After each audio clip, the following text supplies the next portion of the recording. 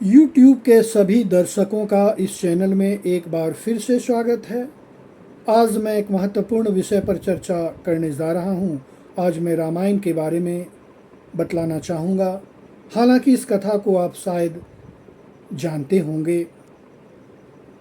जब भगवान श्री राम, माँ सीता और लक्ष्मण जी को वन में जाना पड़ा, उसी समय पंचवटी में एक सुंदर सा हिरन दिखाई पड़ा। माँ सीता मोहित हो गईं और भगवान श्री राम से कहती हैं उस हिरन को पकड़कर लाया जाए। भगवान श्री राम उस हिरन को पकड़ने के लिए आगे बढ़े और धीरे धीरे काफ़ी दूर चले गए। समय काफ़ी बीत गया। माँ सीता लक्ष्मण जी से कहती हैं कि तुम्हारे भैया अभी तक नहीं आए हैं, ज़रा देखो कहाँ हैं, मुझे चिंता हो रही है।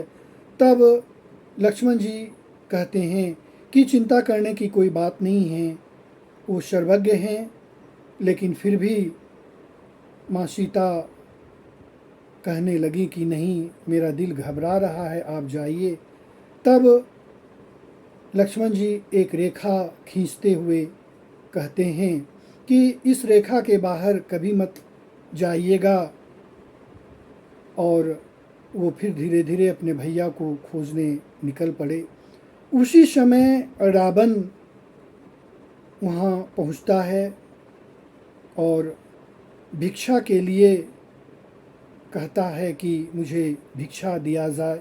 माँ सीता भिक्षा लेकर आती हैं और उस रेखा के अंदर रहती हैं। तब रावण कहता है कि नहीं, इस तरह से भिक्षा देना उचित नहीं है, आप बाहर आएं और मुझे भिक्षा दें, तभी मैं इसे स्वीकार करूँगा। माँ सीता इस बात को समझ नहीं पाईं और आगे बढ़ गईं। और उसी समय रावण अपने पुष्पक विमान से माँ सीता को लेकर लंका चला गया। जब वहाँ पर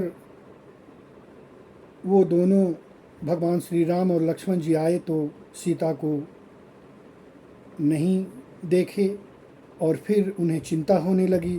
धीरे धीरे आगे बढ़ने लगे। बाद में पता चला कि रावण उसे लेकर लंका चला गया है।